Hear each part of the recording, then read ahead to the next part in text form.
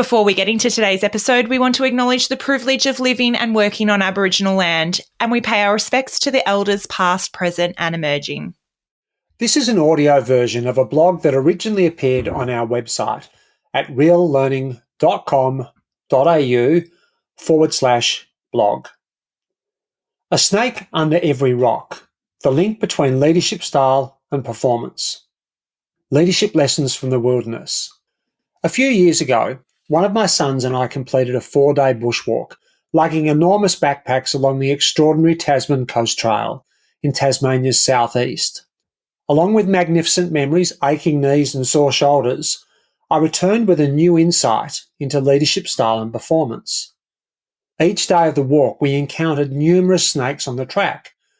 Most of them slowly made their way into the scrub, and we were able to pass safely. A few lingered, making us wait until they were ready to move, or for us to find an alternative path. Knowing that every snake in Tasmania is poisonous, we were mindful of their presence and always on the lookout. On the third day, we walked out onto Cape Pillar, which has the highest sea cliffs in the southern hemisphere. We met a number of trail workers developing a new track to minimise the environmental impact of walkers. Chatting with one of them, I asked, "Have you had many problems with snakes?" He responded by holding up his gloved hands. "They're everywhere. We have to work on the assumption there's a snake under every rock, every bag, and around every corner," he replied, before going on. "And it slows us down. If we didn't have to worry about snakes, we'd make twice the progress." Mindset and productivity. As we walked on, I reflected on the impact this had on both their mindset and their productivity. Everything took longer because they had to take so many just-in-case precautions. Doing the job was harder. I can only imagine it is much more difficult to do detailed work wearing large gloves. Again, this impacted efficiency and productivity while also making it difficult to maintain quality. They were apprehensive every time they moved from one thing to the next, when they finished working on one rock and moved to another, for example. Rather than simply focusing on the job with absolute certainty that they were safe, they had to hesitate, prepare themselves for a potential problem, and move cautiously. Despite this, they seemed happy, working in an environment they loved and doing something they felt made an important difference. However, the snakes definitely had an impact on their results, peace of mind, and ability to relax and do their best work. The snakes under your rocks. As I walked, and perhaps in a desperate attempt to focus on something other than the weight of my pack, I reflected on the impact of a potential snake under every rock.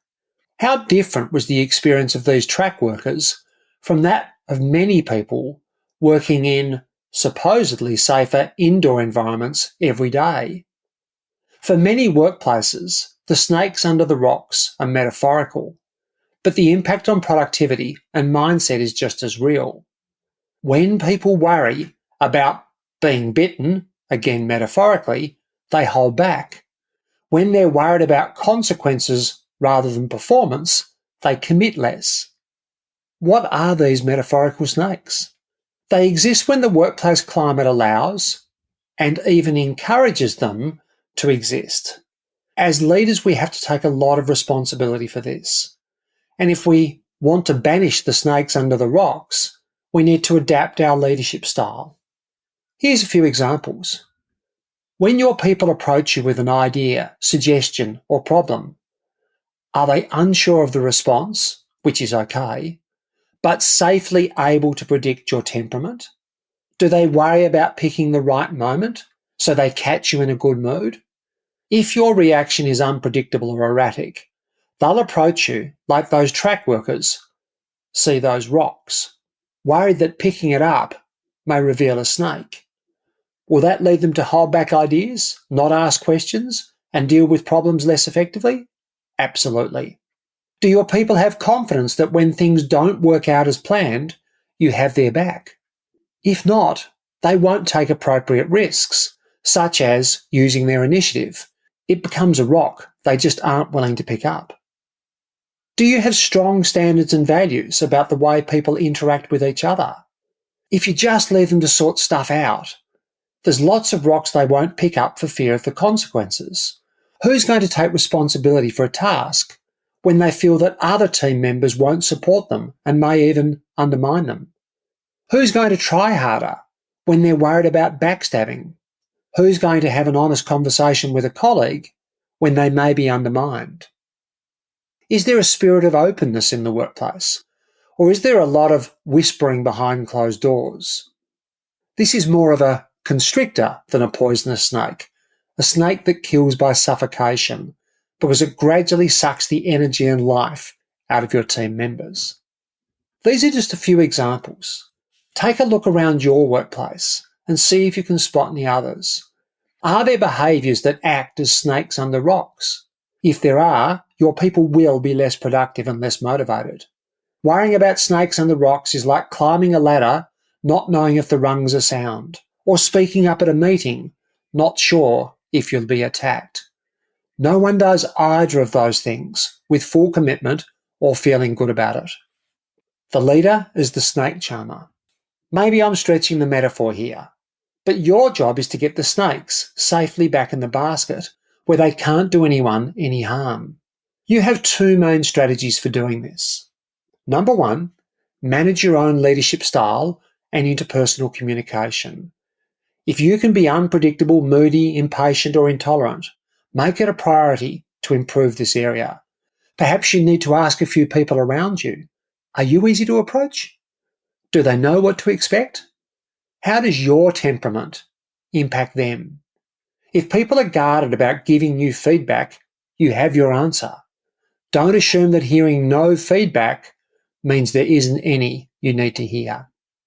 Number two, have strong principles about the way your people communicate with and respect each other. You should tolerate and encourage disagreement and healthy conflict of ideas and perspectives.